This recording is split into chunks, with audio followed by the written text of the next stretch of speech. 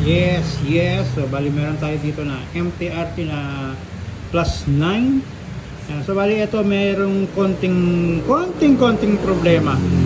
Kasi pagka sinalpak na dun sa shell, pag hinikpitan yung tornilyo, ayaw nang umikot. Bali ito yung mga bagong labas na plus 9 ng MTRT. Pero sa dating MTRT naman wala akong nagiging problema. Yan. So, bali ang naging problema ko dito is eto. Sumasayad yung yung pinaka yero nung crank. So bali ang diskarte ng iba, tinutupi ng konti yan, sinisikwat ng screw. Minsan sa ibang crank nangyayari din yung sumasayad to.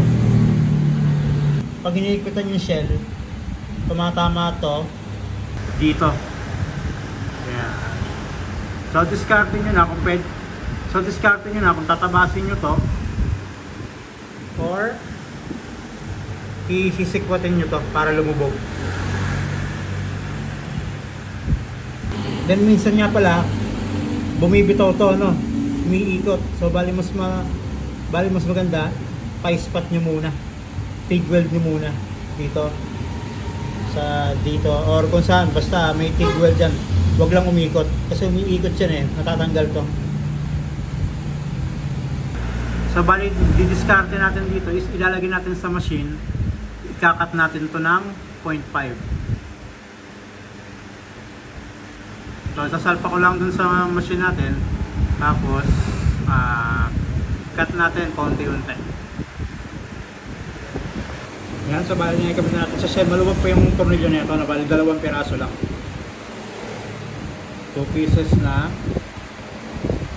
tawag ito, tornilyo. Umiikot pa siya. Umiikot-ikot pa. Very good.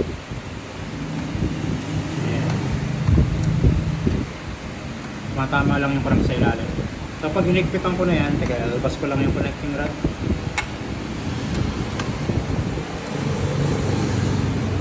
Ayan. Moving freely pa yan. Pero pagka hinigpitan ko na,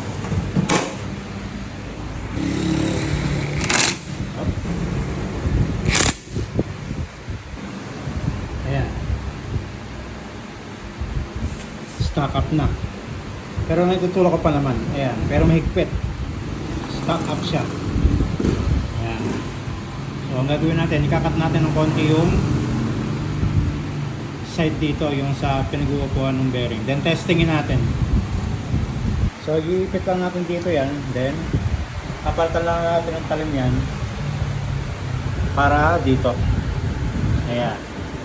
Then, check natin pagtapos natin tabasin. So yan, 4 na tornilyo na kinabit natin, may higpit na yan. Check natin kung may higpit na. Yeah. Next. Yeah.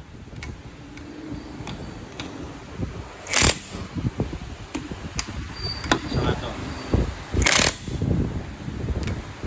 And yun. It's maluwag. Yeah.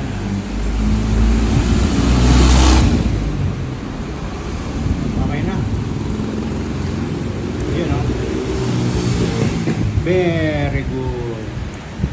Right, so bali yun lang yan, ganun lang. Pero diskarte nyo pa rin kung yung yero yung tutupiin nyo or tatabasan nyo yan. Alright, so buuin na natin to, linisin na natin, and thank you.